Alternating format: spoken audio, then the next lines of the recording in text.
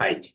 Então vamos lá, né? Começar agora propriamente. O intuito hoje é a gente discutir, eu apresentar para vocês a interpretação em Freud e Lacan. Né? Então, no encontro passado, a gente viu um pouquinho sobre a dinâmica da transferência.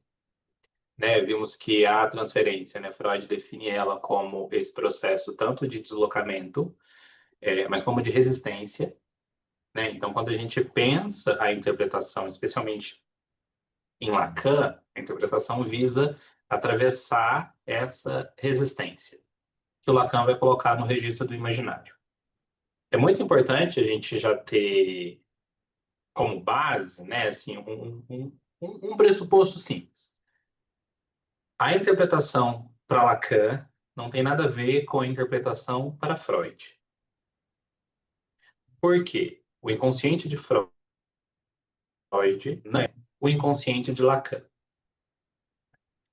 Isso às vezes dá um certo burburinho, né? O pessoal fica assim, mas como assim? Lacan não fez um retorno a Freud? Fez. Lacan faz um retorno a Freud, né? Mas o Lacan ele vai ser mais radical ao pensar a conceituação do inconsciente. E aí, então, para Freud, né, nós teríamos um inconsciente que seria uma espécie de lugar, né, um sistema, esse lugar do recalcado, onde estariam as representações reprimidas. E para Lacan, o inconsciente não é lugar coisa nenhuma. Né? Ele seria um modo de funcionamento da linguagem. Então, veja, o que a gente já consegue pensar até algumas... Vamos adiantar algumas coisas. Né? Quando Lacan pensa o inconsciente como um modo de funcionamento da linguagem, o inconsciente então está estruturado como uma linguagem. Se o inconsciente está estruturado como uma linguagem e o sujeito é efeito da linguagem, o discurso, então, precisa ser... O diagnóstico precisa ser discursivo. Então, sendo o sujeito um efeito da linguagem e a linguagem que estrutura o inconsciente, a essa estrutura o Lacan vai dar o nome de cadeia significante. Então, é essa cadeia significante que organiza todas as formas de expressões do sujeito. Então, se eu quiser, falando lacanianamente, fazer uma reorganização subjetiva, eu preciso fazer isso na estrutura, na cadeia significante. Então, esse é diríamos, né, o nosso ponto-chave por onde nós vamos caminhar hoje. Aí. No mesmo esqueminha das outras vezes, tá? Enquanto eu vou apresentando slides, se tiver dúvida, alguma questão, vocês podem mandar no chat. Vocês veem que eu não vi no chat, vocês podem ligar o microfone e me chamar. Então, como pontos iniciais, nós temos Freud vê a interpretação como decifrar um significado oculto. É como se Freud perguntasse o que isso quer dizer. Diferente de Lacan, que vê a interpretação como provocar uma reorganização do sujeito, que seria o que isso quer. Né? Então, quando Lacan pensa nesse isso quer, né, ele está dizendo de um efeito no sujeito. Então, o inconsciente para Freud não é o inconsciente para Lacan. Em Freud não, né?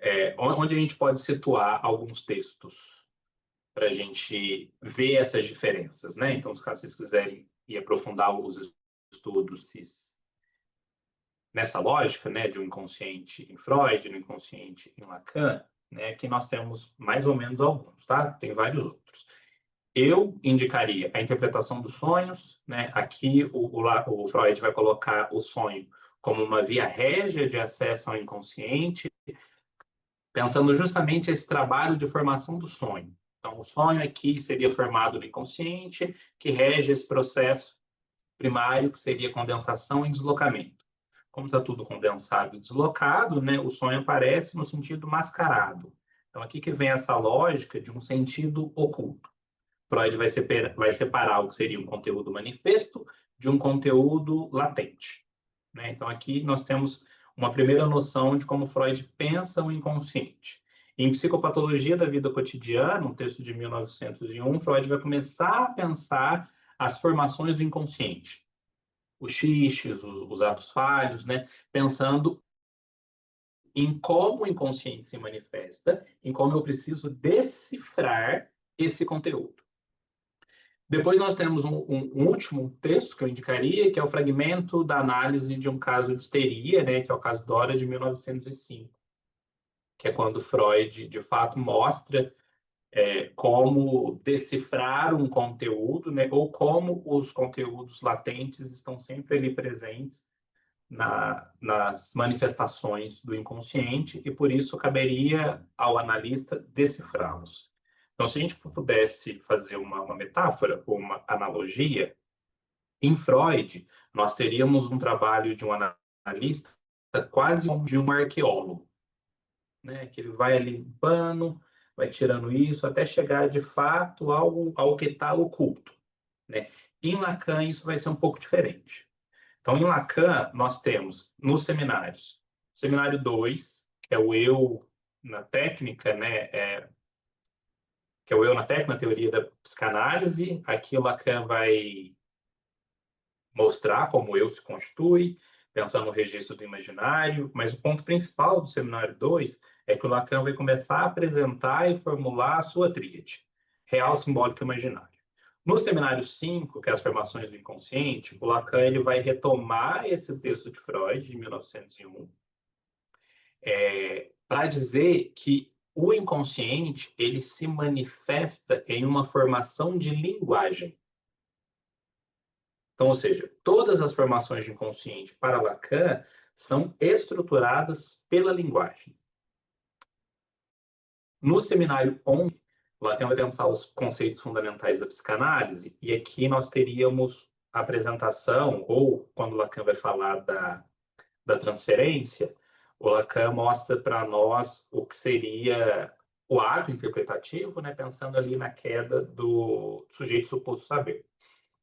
E no seminário 17, o nome do seminário 17 é o avesso da psicanálise, é onde o Lacan vai formular os 4 discursos, né? O discurso da histérica, o discurso do analista, o discurso catalista, e o discurso do outro, se não me engano. Agora me deu um branco. Mas aqui o Lacan formula esses discursos, e é importante porque quando o Lacan vai formular esses discursos, ele transforma isso quase que numa formalização matemática, né? num matema. Então, nesses matemas, em cada discurso, isso, obrigado, discurso do mestre. Em cada discurso, o Lacan coloca a posição em que se ocupa. Então, o interessante aqui, para a nossa discussão, é a gente ver em qual lugar que o discurso, que o analista ocupa no discurso do analista. Né? Vocês vão ver que ele ocupa o lugar do grande outro. Vejam, quando Lacan vai situar o inconsciente, o Lacan diz que o inconsciente é o discurso do grande outro, já fazendo uma referência ao que ele vai chamar de ordem simbólica ou de campo do outro, que seria o campo da linguagem. Então, há um campo da linguagem, né, que estrutura o inconsciente. Então, o campo da linguagem estrutura o inconsciente, o sujeito, então, passa a ser efeito. Né? Por isso que o Lacan vai usar a palavrinha lá, metáfora. E metáfora é o quê? É a relação entre dois significantes que têm um efeito de sentido.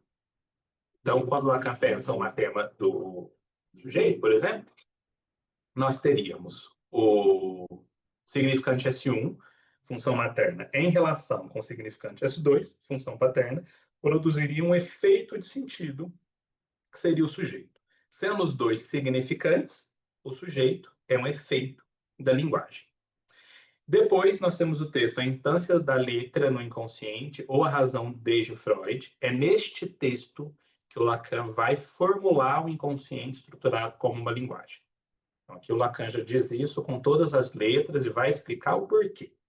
E depois nós temos a direção do tratamento e os princípios do seu poder, onde o Lacan vai situar a interpretação, né, assim, baseada no que o Lacan já conceitua como desejo do analista, que a gente viu brevemente no encontro passado. Então, nesses textos de referência, a gente poderia situar como Freud enxerga o inconsciente e como Lacan enxerga o inconsciente. Por que isso é importante? A partir do modo em que cada um deles, deixa eu voltar aqui antes de começar, ou pode deixar, a partir do modo em que cada um deles compreende o inconsciente, eu tenho uma forma de acesso e eu tenho uma forma de trabalho ou uma forma de manejo. Daqui a gente vai entender, então, a interpretação. Tem um processo, não, tem um acontecimento, né, que é justamente essa noção de verdade em psicanálise, que ela tem uma temporalidade muito estranha, né? Eu ia falar do ponto de vista do analisando, mas vamos nos colocar no lugar do analisando, né? Então, quando a gente está lá na nossa análise, no nosso processo terapêutico, quando nós vamos falar algo, né, nós temos a sensação, antes de dizer, de que isso que nós vamos falar, trazer para análise, tem todo um sentido. Que isso é muito importante e que está a explicação de toda a nossa questão. E aí, depois que a gente fala tudo isso que a gente achava que seria muito fundamental, quando a gente termina de dizer, fica uma sensação de que não foi dito tudo, de que faltou alguma coisa, ou que a gente não disse da maneira certa, ou que não disse o que queria dizer. Enfim, sempre resta algo a ser dito. Esse resta algo a ser dito é onde nós vamos situar o conceito de verdade em psicanálise.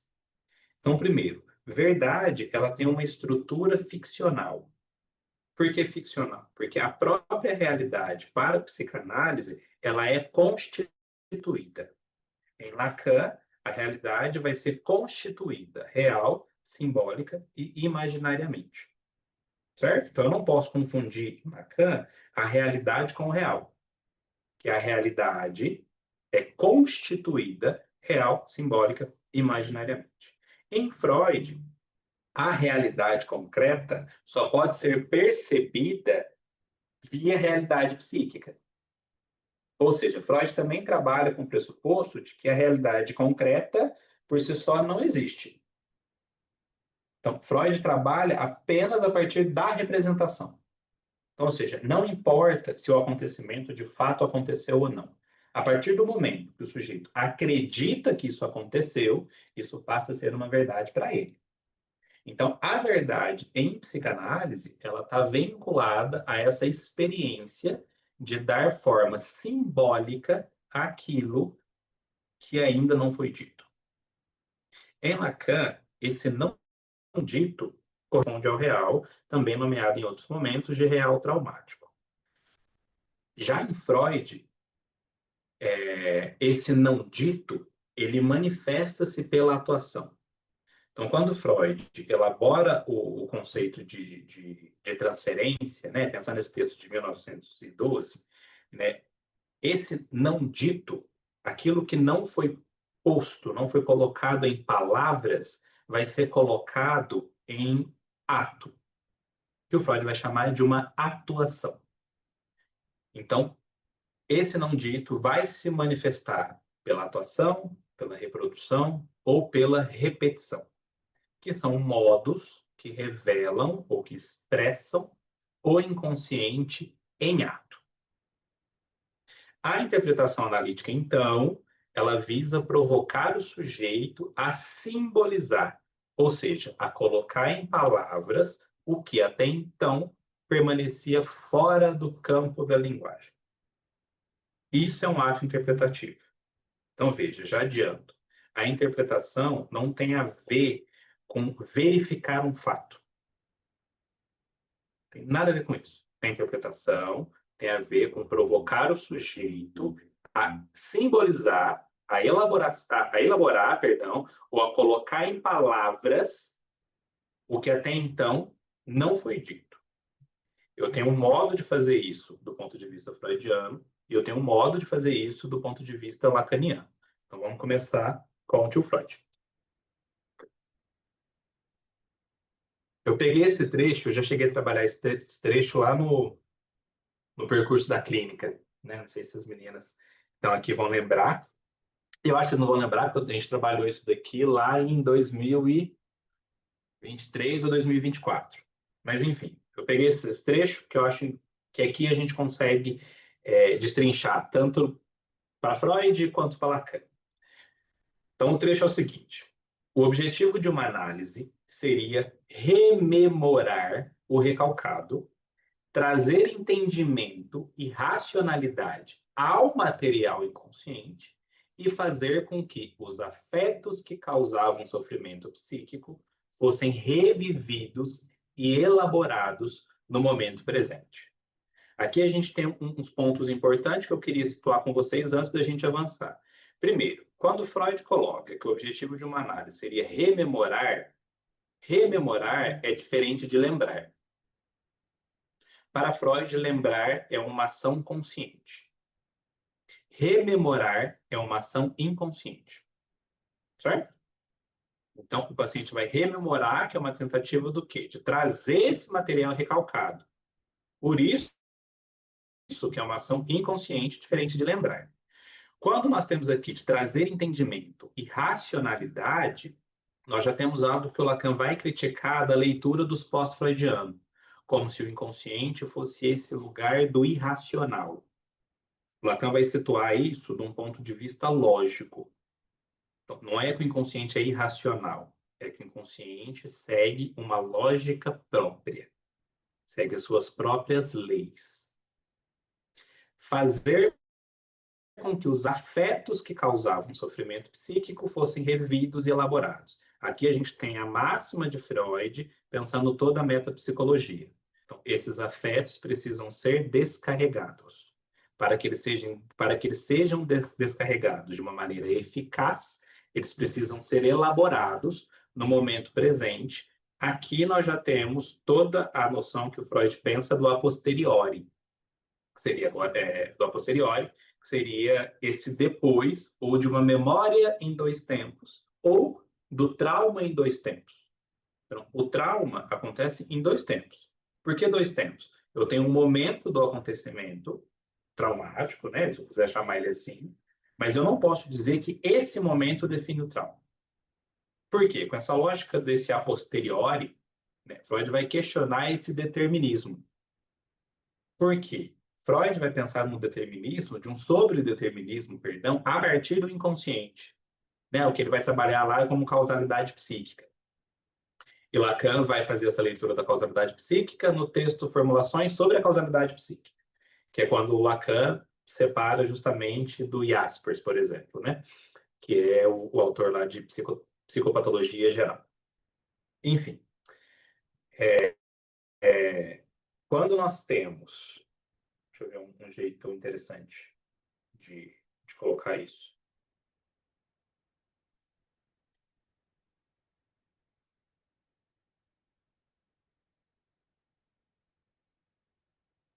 Não, vou adiantar isso agora não. Quando nós temos aqui essa lógica, essa máxima de Freud de descarregar esses afetos precisam ser elaborados. A partir do momento que eles são elaborados, eu consigo então reorganizar a casa. O Lacan vai pensar numa causalidade psíquica, assim como Freud, dizendo que os sintomas então podem ter uma origem puramente psíquica. Certo? Puramente psíquica. Aqui a gente tem essa diferenciação. Em Freud entendendo o inconsciente como local do recalcado, né, como esse repositório das representações reprimidas, e Lacan entendendo ele como um encadeamento, uma estrutura de cadeia significante. Né? Enquanto eu tenho Freud como um texto oculto a ser decifrado, em Lacan eu tenho como um roteiro a ser revisto.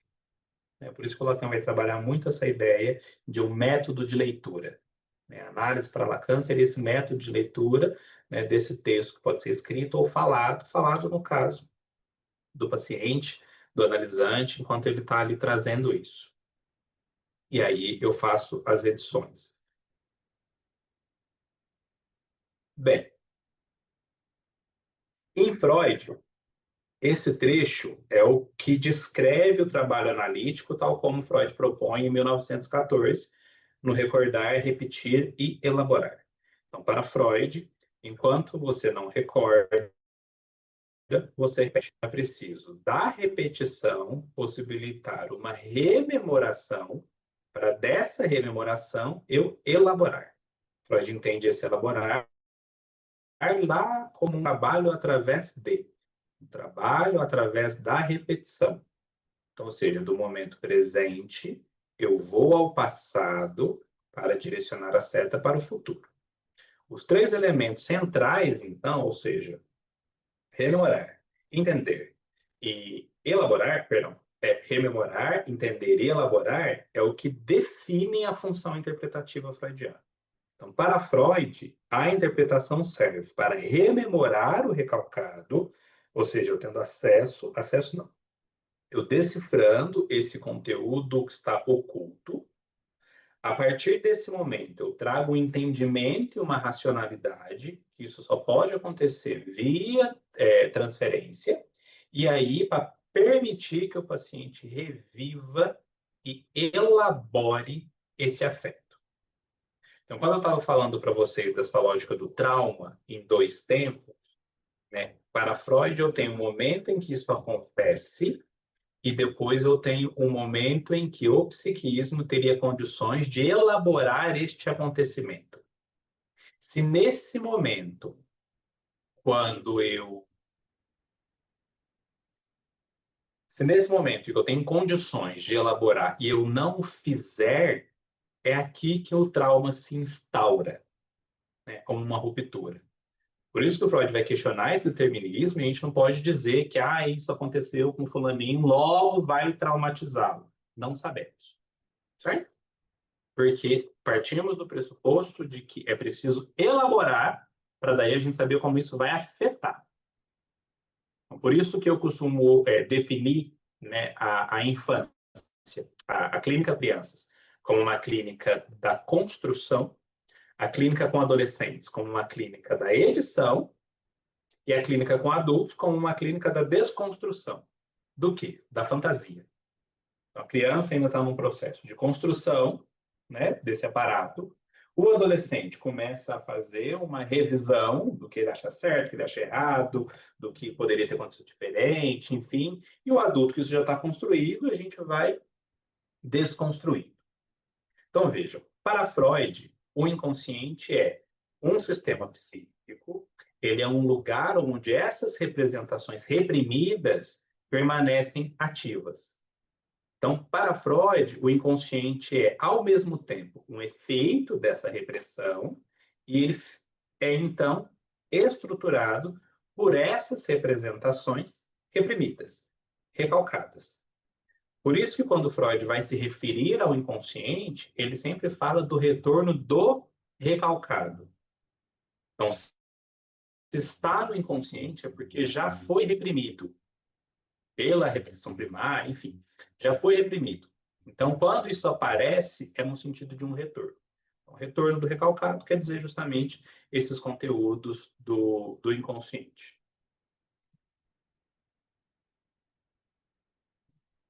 Alguém colocou alguma coisa aqui no chat? Deixa eu só.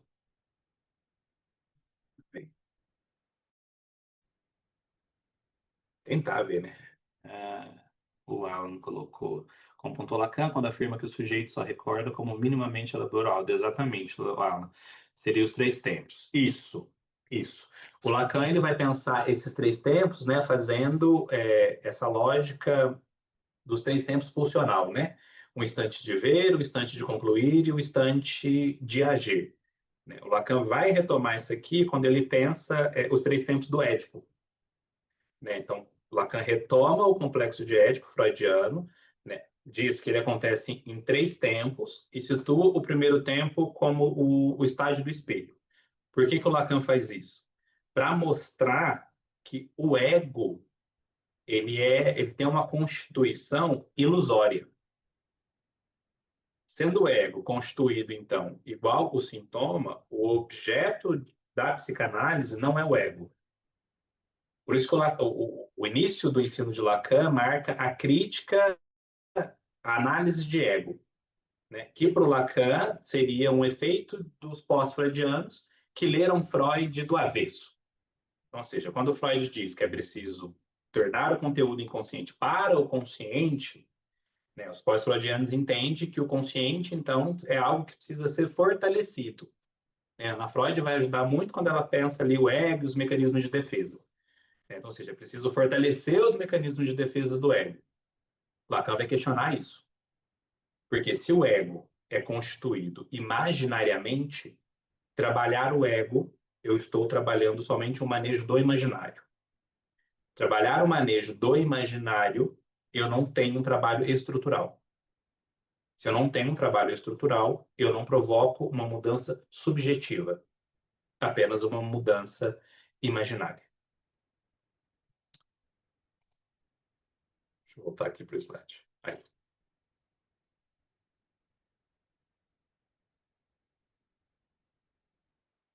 A tarefa do analista, então, para Freud, é fazer consciente aquilo que estava inconsciente, ou seja, trazer à luz esse conteúdo reprimido.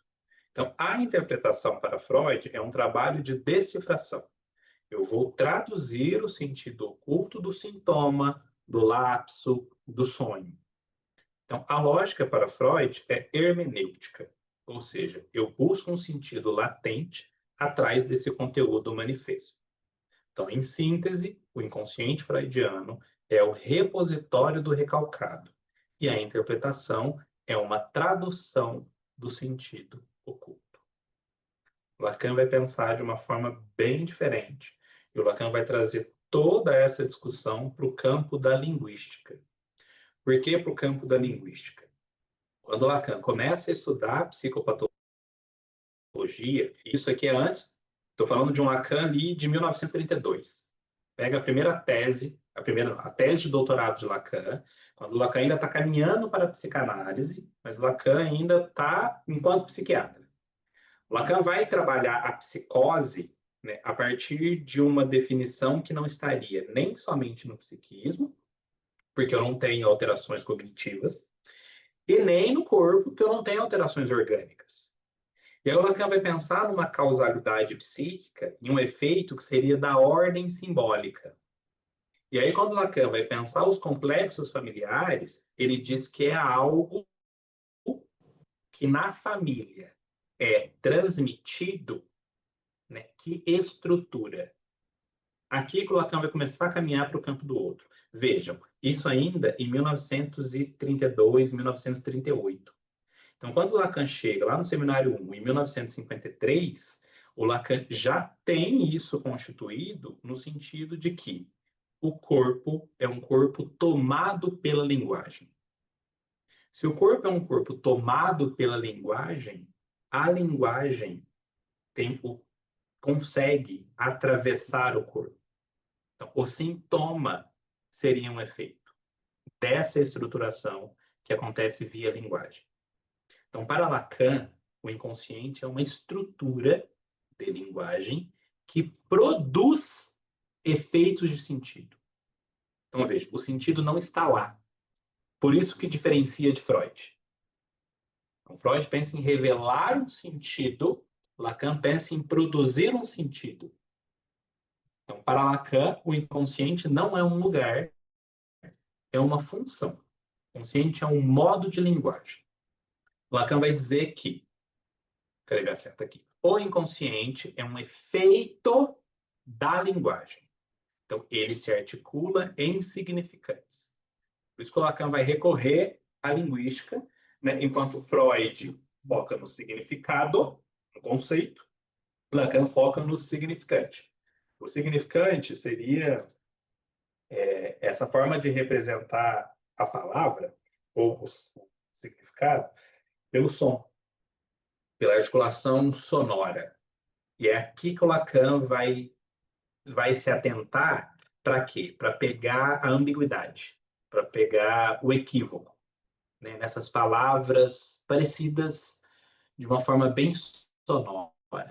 O Lacan vai trabalhar isso lá no texto da La Língua, por exemplo, quando Lacan vai trabalhar a perversão, né, ele vai fazer essa homofonia, né, com o francês, no caso, perversão de perversion, ou seja, uma versão para o pai. Quando Lacan pensa o nome do pai, vem justamente uma homofonia de em nome do père, né, em nome do pai, mostrando como que a região organiza, né, boa parte da sociedade, em como que o nome do pai, então, organizaria o psiquismo como um significante primordial. Né? Então, veja, toda a lógica do Lacan vai se articular em significantes. Então, o nosso foco na interpretação é o significante, dado que o inconsciente se articula em significantes. Então, onde que o inconsciente apareceria? No vacilo, no deslize, no deslize, perdão. Então, o inconsciente é o discurso do outro. Então, para Lacan, o sujeito é falado pelo inconsciente. Por isso que quando Lacan vai pensar a cena analítica, né, e eu lembro que no encontro passado alguém me perguntou sobre o semblante. O semblante aqui, a gente poderia entender ele como aquele que vela e revela o real. Então, o semblante ele aparece, né, como um sintoma, né, ou seja, o real está sempre ali mascarado, sendo velado. E aí eu preciso que na cena analítica, que a cena analítica só acontece se todos estiverem posicionados, né, em seus devidos lugares. Então, por isso, o Lacan vai estruturar os discursos. Então, o analista precisa estar no discurso do analista, que se ele ocupar o discurso do mestre, a análise não acontece. Então, ou seja, eu preciso que todo o aparato esteja montado para que nessa cena apareça o quê? O sujeito do inconsciente. Esse sujeito que é falado pelo inconsciente. Então, a interpretação lacaniana, ela não explica, ela não traduz, ela corta, ela desloca, ela faz ressoar. Então, é um ato que visa o ponto de furo, o equívoco. Quando Lacan vai pensar o ato analítico, Lacan vai ser bem incisivo em dizer que o ato não é um fazer, não é um fazer do analista. O ato analítico consiste numa autorização. Eu autorizo o sujeito, né, a falar aquilo que lhe vier à cabeça. Então, por isso que o ato ele corta. Ele corta o quê? Qualquer resistência, qualquer coisa que limita a fala, que limita o discurso do outro. Por isso que quando Lacan vai falar mais propriamente da interpretação, ele vai ter um cuidado em dizer que uma interpretação curta demais vai parecer muito óbvia, né, algo muito simples, e uma interpretação muito longa, muito extensa, vai encarnar um saber, né, e aí eu saio desse lugar. Então, por isso que o Lacan vai dizer que a interpretação não visa trazer o entendimento, não visa explicar, não visa verificar algo. A interpretação visa colocar o inconsciente em movimento. Para Lacan, dessa forma, quando eu coloco o inconsciente em movimento, eu sustento a regra fundamental da psicanálise, que é o quê? A associação livre. Para que a associação livre aconteça, o inconsciente precisa se movimentar para que a fala, né, se desenvolva, se é que a gente pode chamar dessa palavra, plenamente do discurso. Espera aí que tem um comentário aqui, deixa eu ver antes da gente seguir. O semblante ou a queda dele, por vezes, irrompe num corte de seção, num deslocamento da transferência, na interpretação. Sim, sim. Então, aqui, o semblante, a gente pode pensar ele tanto nisso que está sendo mascarado e velado, né, nisso que aparece como uma certeza. Então, aí a gente precisa fazer um furo nessa certeza, e também a gente precisa ir fazendo o que o Lacan chama, que é a queda do sujeito suposto saber. Né? Então, por isso, se eu dou uma interpretação muito explicativa, muito extensa, eu acabo ocupando o lugar do mestre e reforçando esse lugar do suposto saber. Então, em análise, eu preciso aproximar o analisante do saber que está nele. Ele precisa perceber que ele tem esse saber. Então, cada vez que eu ocupo esse lugar e eu começo a falar e explicar, eu reforço esse lugar de que eu estou com saber e aí eu não permito com que isso aconteça. Né? Então, o semblante ele entraria nessas duas lógicas, né? Para quem tiver interesse, o Lacan vai trabalhar bastante o semblante, se eu não me engano, no seminário 18, que tem como título Por um discurso que não fosse semblante, né? Ou seja, por um discurso que não fosse mascarado. Né? Então, Lacan vai pensar numa palavra plena, não numa palavra vazia. Por isso que o Lacan volta a falar do desejo do analista, né? Que esse desejo do analista não é um desejo puro, é um desejo lapidado, né? Um desejo que você lapida numa análise levada a seu termo, né? Levada a termo, né? Vamos pensar dessa forma.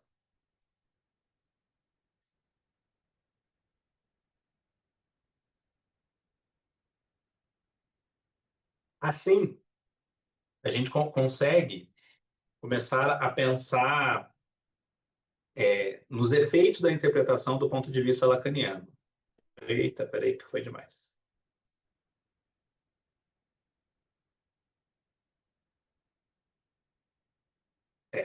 Então, a interpretação para Lacan serve para colocar o inconsciente em movimento, né? Ou seja, para botar essa cadeia de significantes para se articular. Então, diferente de Freud, Lacan não busca um significado oculto. Ele busca abrir justamente uma multiplicidade de sentidos, né? Que Lacan vai chamar de uma polissemia, né? De vários sentidos para esse significante. Então, veja, quando o paciente fala algo de, por exemplo, eu sou uma pessoa, hoje eu sou o paciente, pega a palavra paciente. Então, em que sentido?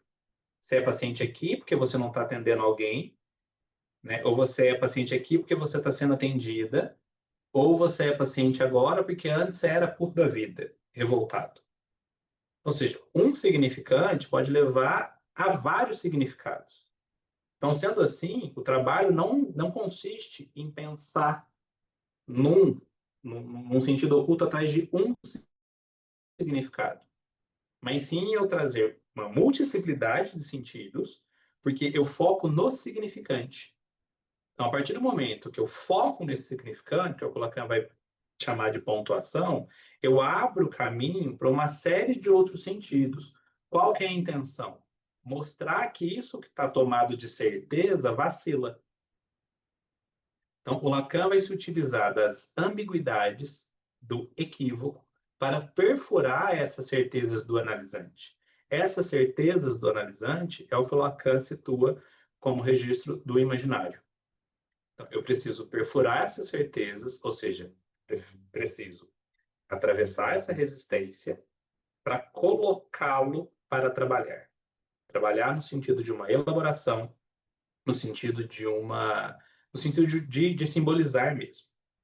Então, agora a gente consegue pensar outros elementos, né, da clínica psicanalítica que envolveriam o ato psicanalítico.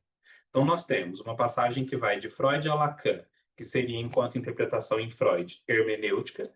A interpretação para Lacan pensa de um ponto de vista estrutural, portanto, lógico, né? Então, se é voltado para a lógica, é daqui que o Lacan apresenta o tempo lógico, diferente do tempo cronológico. Então, uma análise, a gente vai ver isso lá quando a gente for discutir o tempo da análise, né? O tempo da análise segue o tempo do inconsciente. Um tempo lógico e não um tempo cronológico.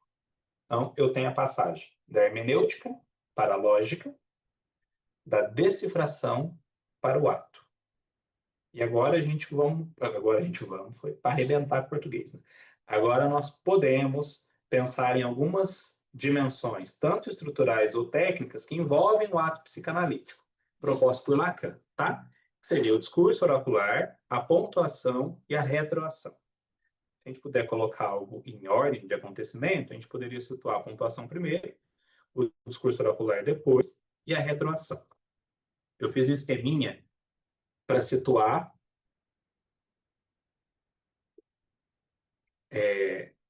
esses elementos, né? Mas nós vamos voltar a falar sobre esses elementos, especialmente sobre a pontuação e a retroação, quando nós formos discutir a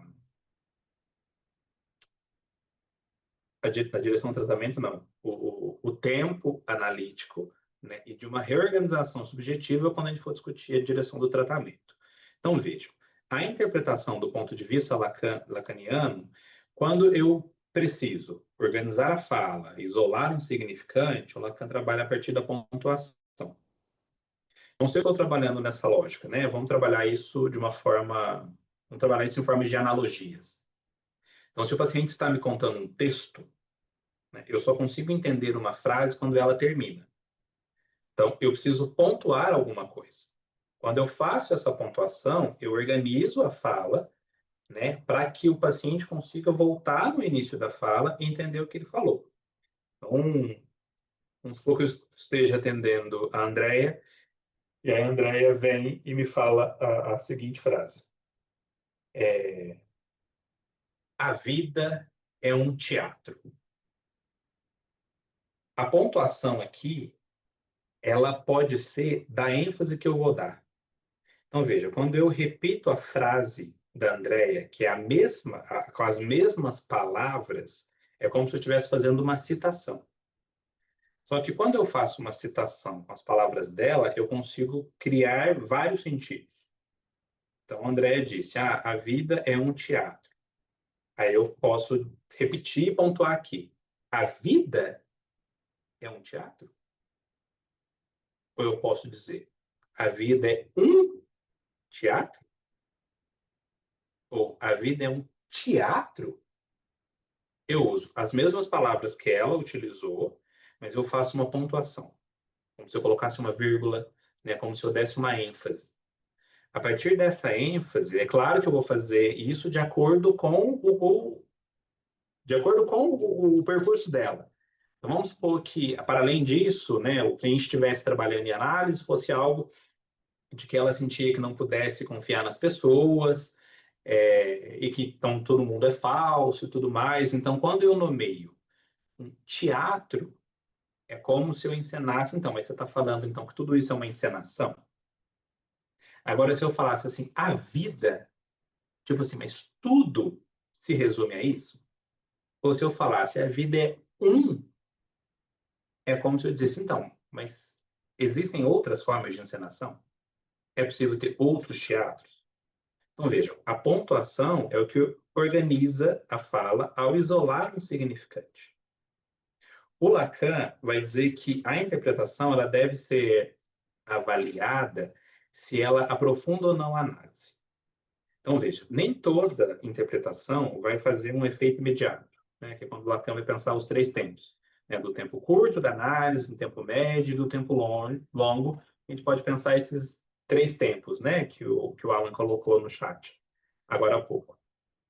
Nesse sentido, nem sempre a interpretação aprofunda um conteúdo ou atrai, produz um efeito de sentido, mas às vezes ela produz um novo material para análise, né? É justamente nessa produção de um novo material que o Lacan começa a conceituar o que ele vai chamar de discurso oracular, né? Ou de uma interpretação equívoca. Então, vejam, o oráculo é aquele que se supõe saber, mas o oráculo também não fala. Se ele sabe, ou como ele sabe. Né? O oráculo ele não te conta nada, mas ele sempre dá um sinal. Para quem aqui já assistiu Matrix, lembra eu acho, deve ser no Matrix 2, quando o Neo volta para falar com o oráculo, e o oráculo está diferente, né? Como se fosse com outro semblante. E aí o Neo chega e fala que foi no oráculo, olha, eu vim aqui para tomar uma decisão. E o oráculo responde para o Neo, você não veio aqui para tomar uma decisão. Você já tomou uma decisão. Ou seja, você já sabe o que você vai fazer. Você veio aqui para entender o porquê você escolheu o que você escolheu. Isso é um discurso oracular. Porque quando eu falo, não, você não veio aqui para tomar uma decisão, né? Eu coloco o oráculo coloca o NIO para trabalhar. Tá, mas eu já tomei uma decisão. Então, se eu já tomei uma decisão, eu já sei o que eu vou fazer. Eu só preciso entender o porquê eu escolhi o que eu escolhi. Ou seja, o saber está em mim, não no analista. Então, o discurso oracular é esse que abre o sentido, que abre para vários sentidos, que provoca o quê? Trabalho, que provoca elaboração. Eu não posso confundir isso daqui com o ato analítico propriamente, que seria esse corte, que quando eu faço esse corte, no corte analítico eu já provoco uma reorganização subjetiva. Aqui eu estou pensando justamente num processo de elaboração, para daí chegar nessa reorganização subjetiva, né? Ou seja, nessa mudança de posição dentro do discurso. Então, tanto a pontuação quanto a retroação, elas produzem o quê? Um efeito no tempo. Qual tempo? Num tempo lógico. Então, em ambos, eu faço um efeito que o Lacan chama de retroação. Eu permito com que se volte, né, ao início da frase, e aí abra sentido para onde quer que seja, né, e que desses sentidos eu provoco um trabalho. Provoca um trabalho, provoca o quê? Uma articulação dos significantes, e aí eu tenho uma reorganização subjetiva. Então, veja, quando o Lacan fala que o nosso trabalho, né, o trabalho analítico, Lacan, nem sei se o Lacan fala isso, né, mas vou citar um colega. Quando o Alan, né, Alan Martins Moore, quando o Alan fala que o trabalho analítico é um trabalho de leitura de texto, né, é quase como se a gente fizesse, se a gente fosse o editor. Um editor chega com o texto, fala assim, ah, essa vírgula precisa estar aqui, esse ponto precisa estar aqui, né? E aí cada vez que eu edito o roteiro, eu mudo a forma que se desempenha o papel. Ou seja, o papel, a forma como as pessoas se apresentam, né, o lugar que elas ocupam, tem a ver com o que Lacan entende como imaginário. Então, veja, se eu quiser mudar a forma como essa peça de teatro se apresenta, eu preciso mudar o roteiro. É isso que o Lacan vai focar em relação ao significante. Então, a retroação, por si só, caminha para que nós entendemos como uma reorganização subjetiva. Né? Lacan vai pensar nisso como um atravessamento da fantasia, ou seja, a interpretação, então, visa atingir uma resistência, né? Atravessar uma resistência para chegar a esse significante que falta, ou seja, permitir que o sujeito se reorganize diante da sua falta, que também é causa de desejo. Então, a fantasia, enquanto estrutura, ela é uma estrutura defensiva, né, porque ela protege o sujeito diante dessa falta, ao mesmo tempo que organiza o desejo. Então, por isso que esse atravessamento permite com que o sujeito se encontre com a sua falta e permita com que ele entenda o que ele fez com isso, né? E daí ele possa se reorganizar. Então, se a gente pudesse colocar isso em analogias, nós temos a pontuação, né, como uma tentativa de organizar a fala e isolar significantes, né, pensando nesse significante-chave, né, durante a sessão. Tem um texto da Leda Bernardino que chama O Traço do Caso na Clínica. Eu acho que eu tenho ele em algum lugar aqui em PDF, mas se vocês pesquisar, eu acho que é O Traço do Caso na Clínica. Eu acho que esse é o nome. É um texto bem interessante para a gente pensar isso e outras coisas, né? Pensando qual o traço, né, que se repete nessa história, né, do paciente. É um texto bem gostoso de ler, inclusive. Então, aqui eu pensaria como analogia com um editor de texto. Então, a pontuação aqui, eu insiro uma vírgula, eu coloco um parágrafo, né? Então, quando eu mudo esse parágrafo, eu tenho essa narrativa, que é... Espera aí que meu negócio travou aqui.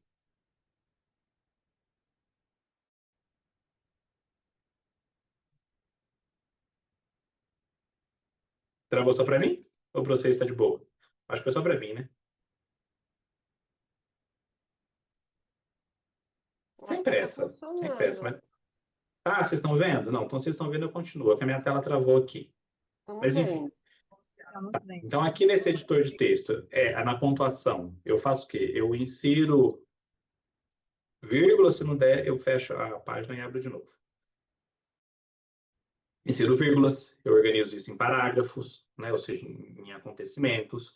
Na narrativa do paciente, com o quê? Com o intuito de trazer clareza. Estamos falando de quê? E isso que você está falando, que é o quê? Você está falando disso para não falar do quê?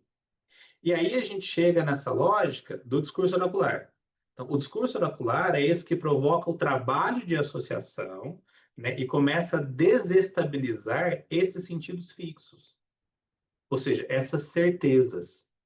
E aí eu coloco o inconsciente em movimento. Já vou reiniciar o C, calma aí. Em movimento. E daí permitindo novos caminhos, né? Então, a retroação é isso que permite que o sujeito reescreva o passado e seus significantes fundamentais ao longo de todo o processo analítico. Então, se nós pudéssemos dizer, aqui seria a revisão do texto, né? Ou seja, é quando o paciente consegue. Quando o paciente consegue olhar para trás, pegar essas cenas iniciais e fazer uma revisão. Sabe? Ah, já sei. Uma série legal pra vocês pensarem isso. Deixa eu ver vocês aqui enquanto esse negócio pensa em voltar. Hoje é sexta-feira e o computador fala assim, chega, né? Eu não quero mais funcionar. Para quem é Shark, é uma série maravilhosa no Netflix. Quando você está lá no final da temporada, da terceira, acontece uma cena ou outra que permite com que você volte lá no começo e fale, ah, é por isso. A retroação permite isso. O paciente volta no que ele começou a trazer e fala assim, ah, então, poxa, então é por isso que eu faço o que eu faço. O nome da série é Dark. Né? Uma série maravilhosa. Né? Eu sempre indico duas séries. Né? Dark, para a gente pensar esse processo, e outra série chama The Sinner, para a gente pensar o efeito do trauma. Né? The Sinner é a primeira temporada, tá? As outras eu não assisti, não, nem sei se presta. Mas The Sinner, né? Esse é o nome. É bem interessante. Então, bem, acho que agora, deixa eu ver se aqui voltou, porque eu fiz só um esqueminha final comparativo entre a interpretação em Lacan e em Freud. Aí eu acho que agora vai.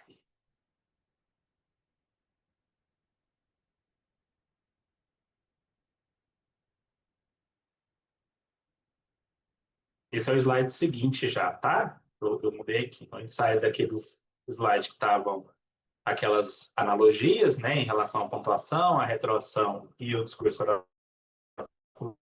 Tem trechos, né, algumas frases, tanto de Freud e Lacan, para que a gente possa fazer uma espécie de consideração, né, em relação ao que é, o que não é interpretação, como que eu posso pensar ela ou não.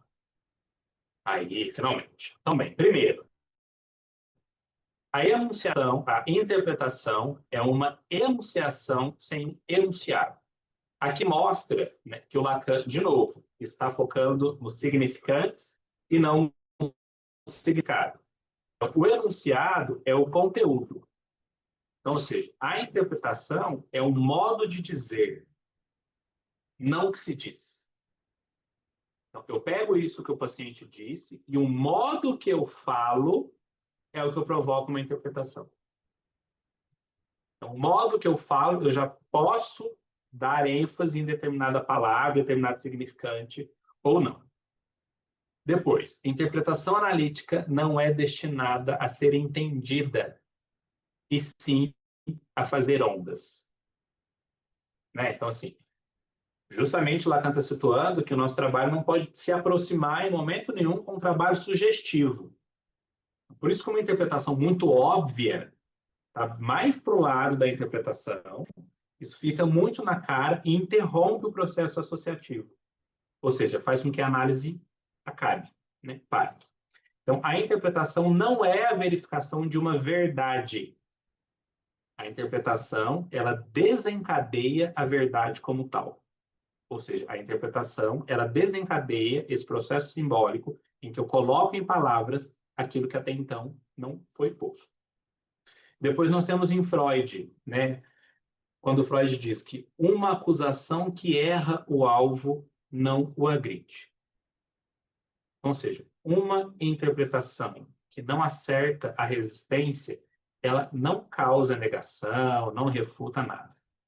Então, se você fizer uma interpretação e já vi, não, não é nada disso, bem capaz, até parece, a gente acertou em cheio essa resistência. Né? Se ela errar o alvo, vai nada. E aí, por fim, como que eu posso pensar, então, se essa interpretação deu certo ou não deu certo? O valor de uma interpretação deve ser julgado pelo que ela provoca, se ela aprofunda a análise ou não. Se aprofunda a análise, ótimo. Se não aprofunda, não perde nada. Então, por isso que o Lacan pensa sempre em fazer onda, né? Em dar essa multiplicidade de sentidos. Por quê? Se o inconsciente produz efeito de sentidos, quem tem que trabalhar para chegar ao sentido é o analisante. Por isso que o discurso oracular faz essa chuva, né? Ou seja, eu faço essas ondas e o analisante que vai trabalhar para chegar nessa questão ou em outras questões, ou para abrir outros sentidos, né? Que ele possa falar isso de outras maneiras. E aí eu coloquei um esqueminha final, né, fazendo algumas comparações num sentido didático, tá, gente? Isso aqui é só para orientar estudo.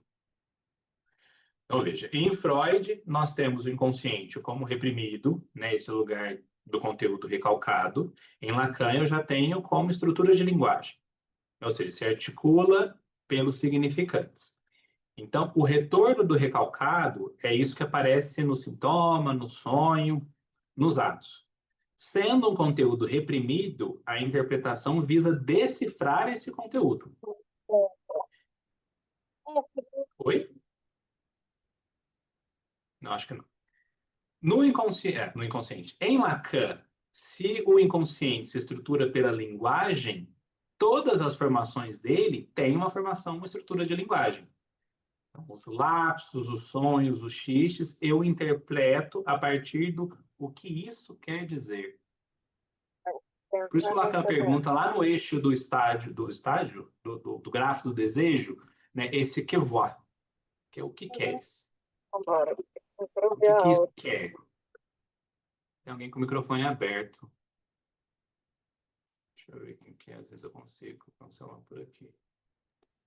Fechou já. Acho que já foi.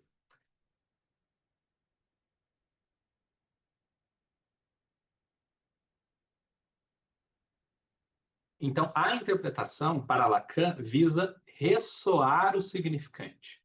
Ou seja, qual a multiplicidade de sentidos que esse significante leva? Então, para Freud, é tornar consciente aquilo que estava inconsciente. Ou seja, tornar manifesto aquilo que estava latente. Para o Lacan, é fazer surgir o sujeito do inconsciente. Então, o inconsciente tem uma estrutura. Então, Lacan parte do significante, para desse significante eu chegar ao furo, que é desse furo onde o sujeito aparece. Para Freud, eu saio do recalque para entender o retorno desse recalcado e o sentido dele. Então, assim, o Lacan vai trabalhar a lógica de um sujeito do inconsciente, né, que só aparece na cena analítica. Então, Lacan cria o conceito de sujeito. Então, é esse o objeto de estudo da psicanálise lacaniana.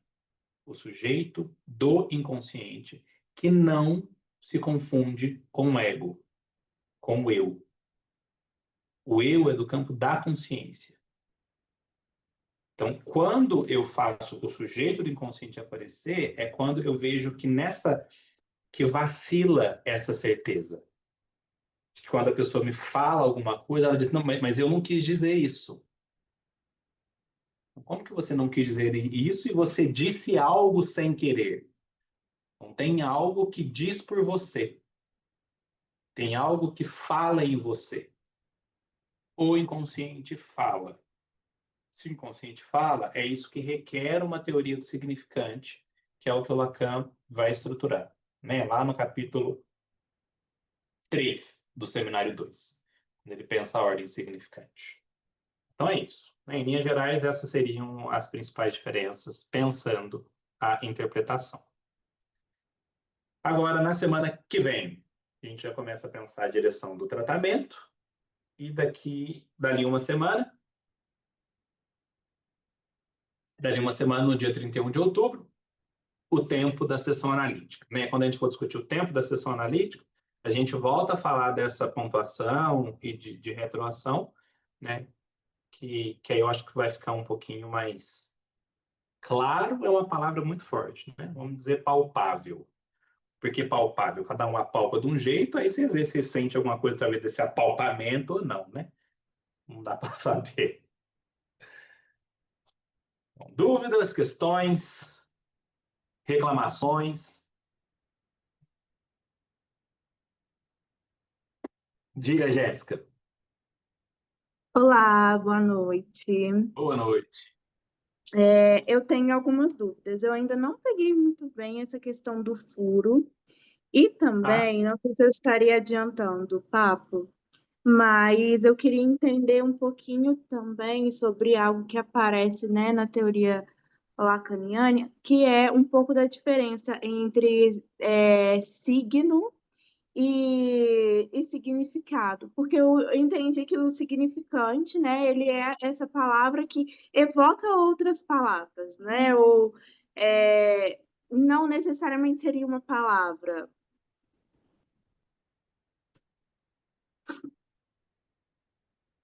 Fala mais. Aonde está a tua dúvida nisso? Eu acho que eu queria entender a diferença entre signo, significante e significado, e depois também explicar um pouquinho, ou explicar de novo, né, por favor, a questão do furo, que eu não entendi muito bem. Tá. Quando Lacan volta não, quando Lacan vai recorrer ao... Como é que ele chama, gente? Saussure, lá na linguística geral, o Lacan ele vai justamente recorrer à linguística para mostrar uma coerência que faltava na psicopatologia geral do Jaspers, né? Por quê? Para explicar a lógica do sintoma.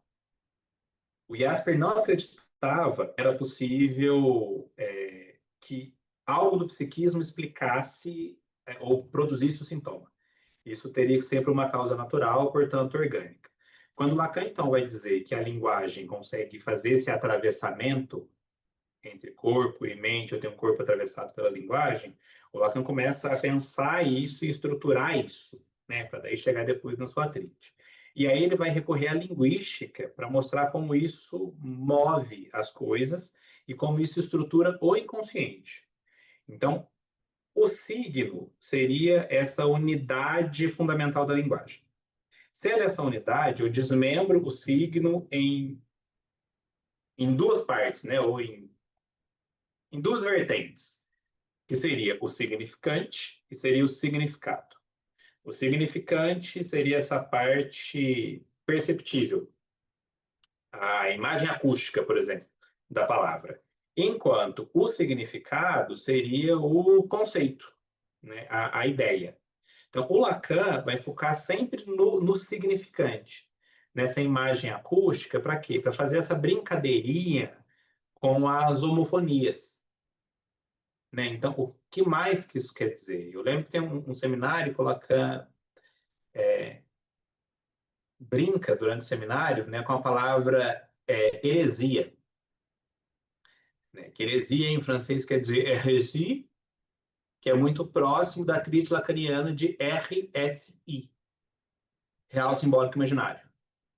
né? Então, Lacan ele vai brincar muito com essas homofonias, para quê? Para mostrar como o inconsciente se articula. Então, quando eu tenho, o paciente fala assim, mas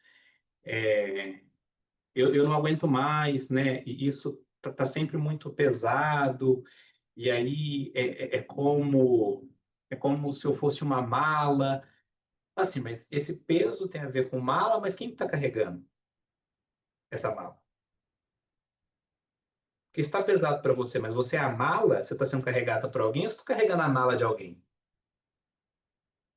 Então, veja, quando eu isolo um significante, ela me dá uma multiplicidade de sentidos. Isso coloca o inconsciente sempre para trabalhar, sempre para articular. Então, cada vez que eu consigo alterar essa estrutura da cadeia de significantes, eu consigo fazer um efeito no sujeito, né? E por que essa lógica do furo? Quando eu tenho a introdução não, a inscrição do sujeito no campo da linguagem, isso é feito por um significante. Esse significante, ao mesmo tempo que inscreve o sujeito na linguagem, ele não é o suficiente para representá-lo. Então, isso que o paciente tenta buscar para dar conta disso que falta é estrutural. Então, esse furo aparece no significante, né? Então, por isso que o Lacan vai trabalhar sempre nessa lógica da ambiguidade, do equívoco, né? do ato falho, que para o Lacan não é falho, né? É um ato muito certeiro. Não sei se é o caminho que você queria chegar. Sim, acho que agora eu conseguiu ficar mais palpável. Tá. O Lacan, ele vai recorrer primeiro, né? Os dois primeiros seminários de Lacan, a preocupação dele é apresentar a tópica do imaginário.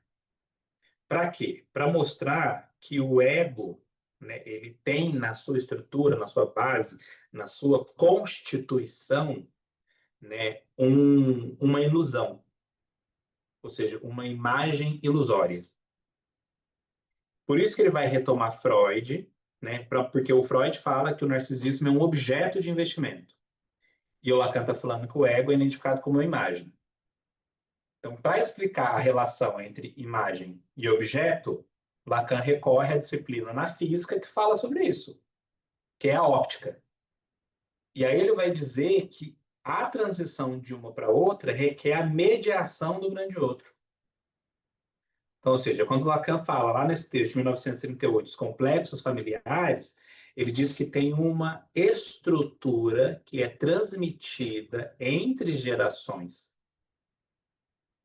Lacan está falando de novo do discurso do outro, do campo da linguagem.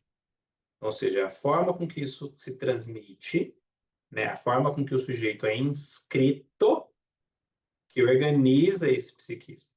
Ou seja, a linguagem o atravessa. O que o paciente fala em análise é de como ele foi atravessado. E o que ele fez com isso. Alan,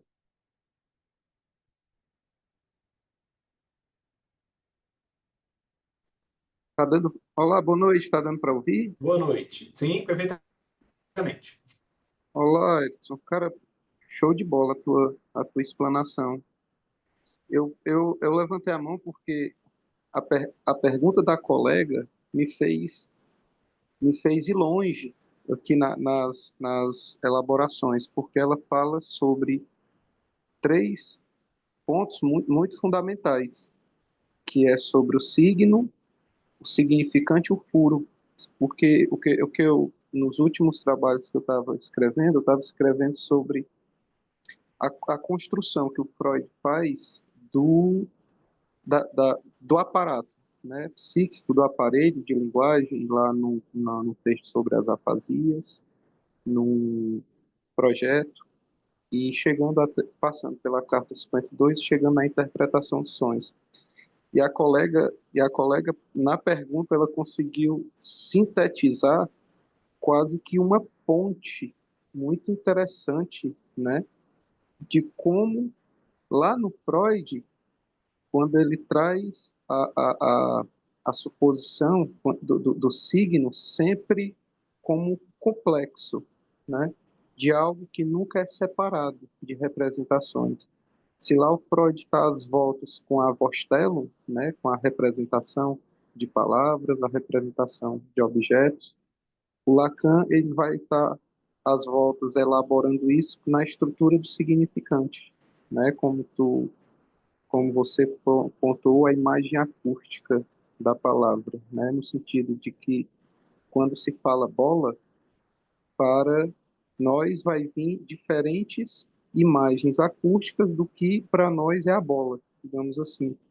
E essa questão do puro, né, com a coisa, das Ding, que ele vai trabalhar no seminário 7, né? E Uhum.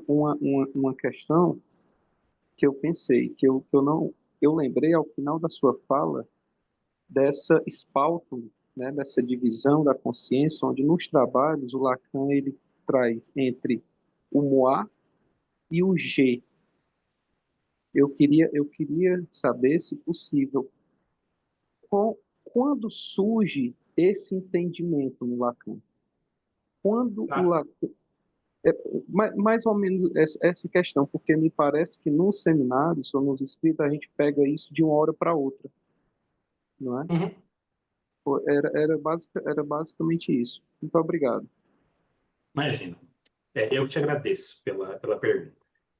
A questão do Moai, do G, vai aparecer muito cedo, né, em Lacan. O Lacan vai falar a primeira vez sobre o estágio do espelho em 1936.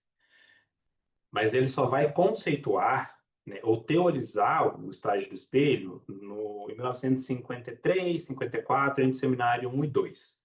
Né? Nesse momento, o Lacan vai teorizar o estágio do espelho pelo modelo óptico. E depois disso que vai chegar ao esquema L. Né? O Lacan vai dizer que em francês, né, há duas formas da gente nomear o eu, né, que é o je e o moi. O Lacan vai dizer que o moi é esse que se refere ao ego, ou seja, a minha imagem, e o je, o sujeito do inconsciente.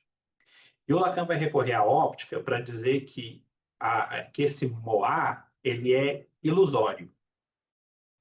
Né? E por que ele é ilusório? Eu tentei mostrar esse negócio terça-feira, não deu muito certo, eu vi hoje que não deu muito certo. Vou tentar mostrar hoje para vocês, para ver se fica um pouquinho mais claro como que essa imagem ilusória ela é constituída.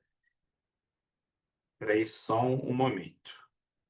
Eu sei que a gente já passou do tempo, não sei se vocês estão com pressa. Só um segundo.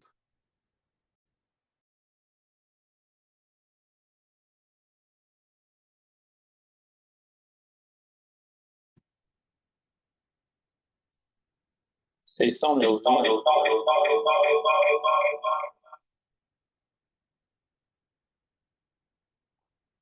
Eu tirei o som aqui.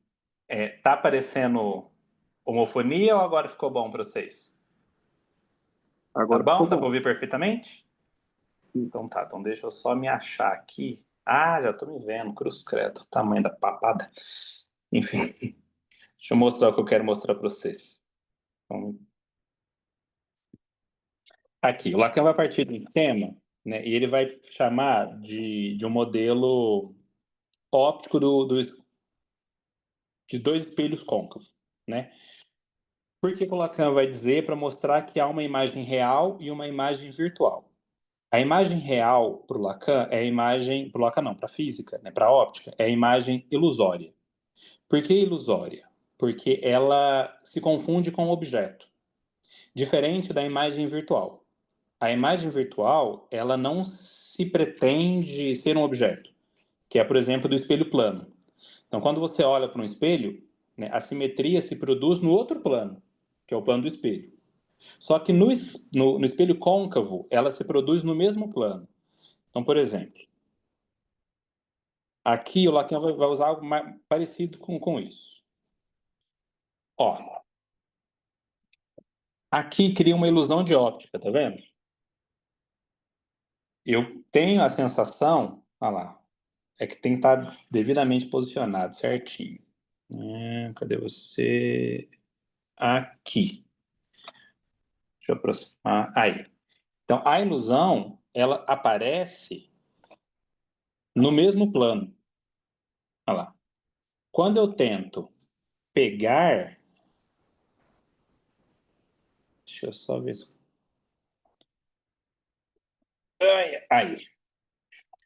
Olha lá. Quando eu tento pegar, eu não consigo. Tá vendo? Mas ela se confunde com o objeto. Então, ou seja, primeiro tempo eu acho que realmente é um objeto. Então, ou seja, isso que tenta consistir é o que o Lacan vai chamar de imaginário. O real é justamente esse inacessível. Então, veja, lá no estágio do espelho, onde no momento em que eu tenho a criança num estado de prematuração motora, o psiquismo antecipa. Né? Então, essa imagem real, ou seja, que se confunde com o objeto, ela passa a ser uma imagem virtual pela mediação do grande outro. Então, aqui que o Lacan vai situar. O ego se constitui a partir dessa imagem falsa. Então, ou seja, a criança se identifica com uma imagem que é outorgada pelo outro, que parece ser uma imagem completa.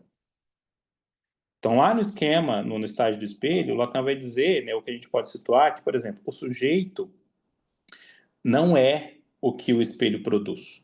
O sujeito é o buraco. Então, isso que está aparecendo aqui, ó, é o imaginário. Então, ou seja, o imaginário é esse que tenta consistir o real a todo tempo. Então, se a gente for pensar... Deixa eu voltar para cá e sair daqui.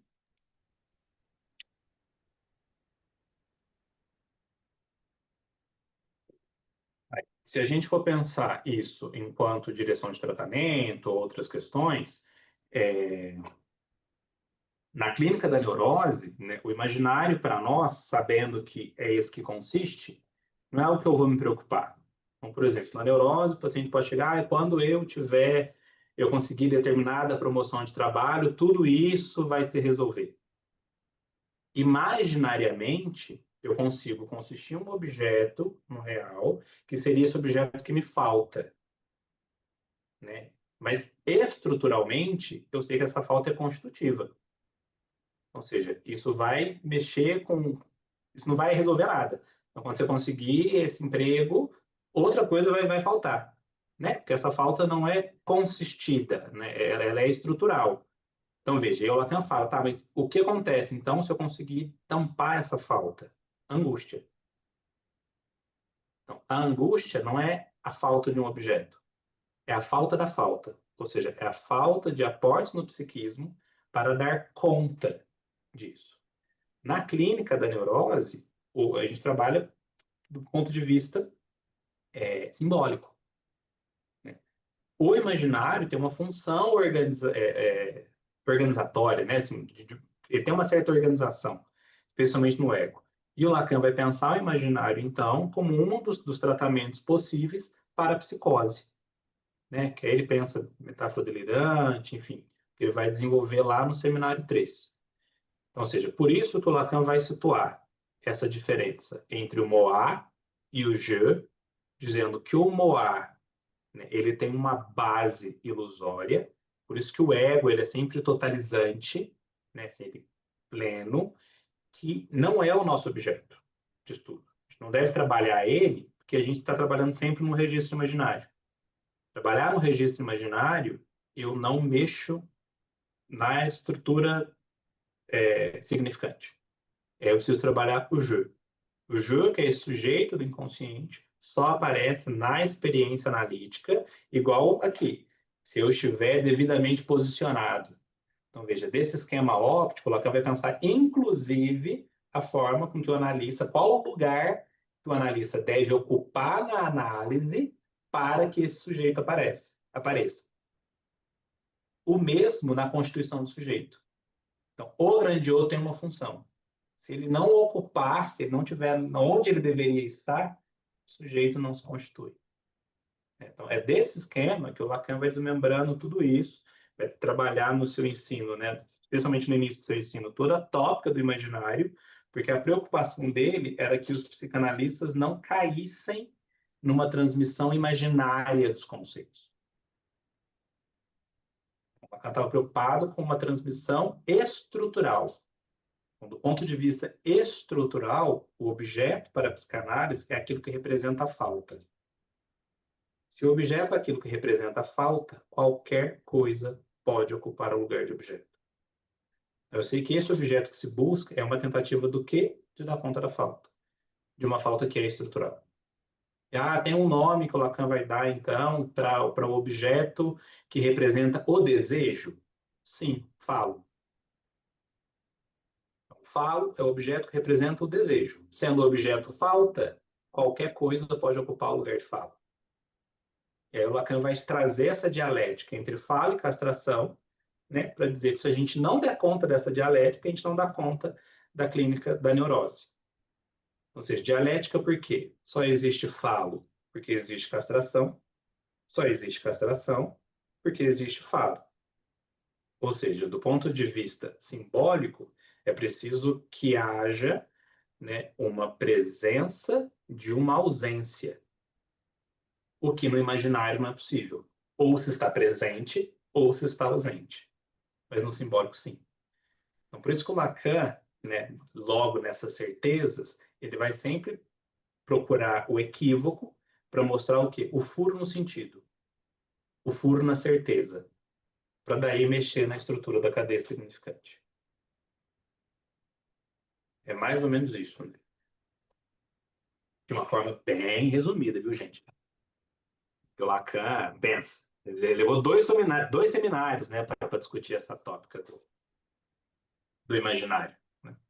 E ainda assim vai trabalhar nisso de outras maneiras.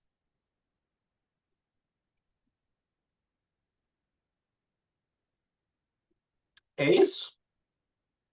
Algo mais?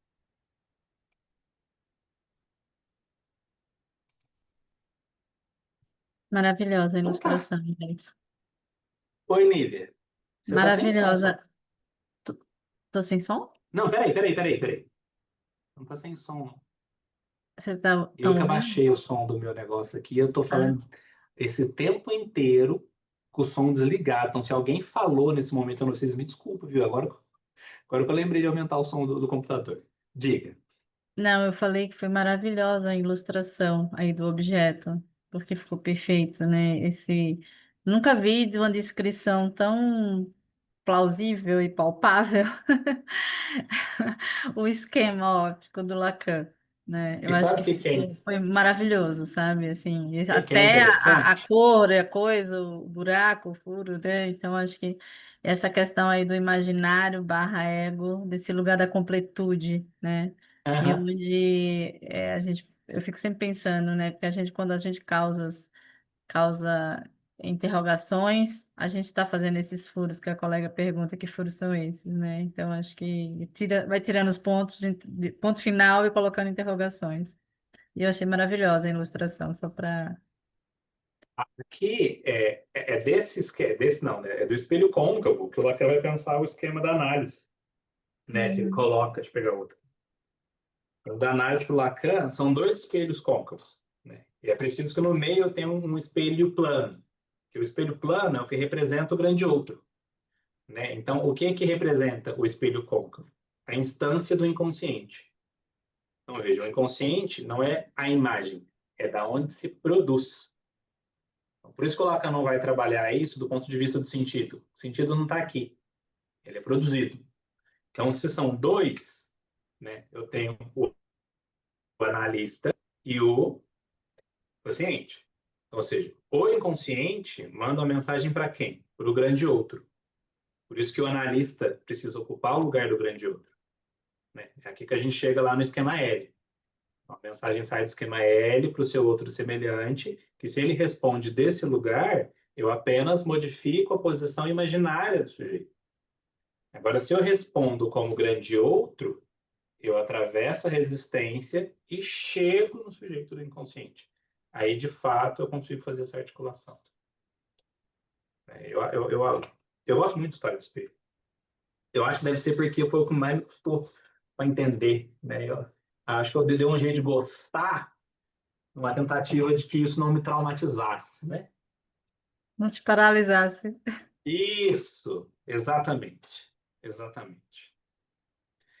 Bom, Pois pessoal, eu que é. agradeço aí muito, né, pela paciência de vocês, pela companhia em plena sexta, né, e por ter permanecido aí, mesmo a gente estando passando meia hora.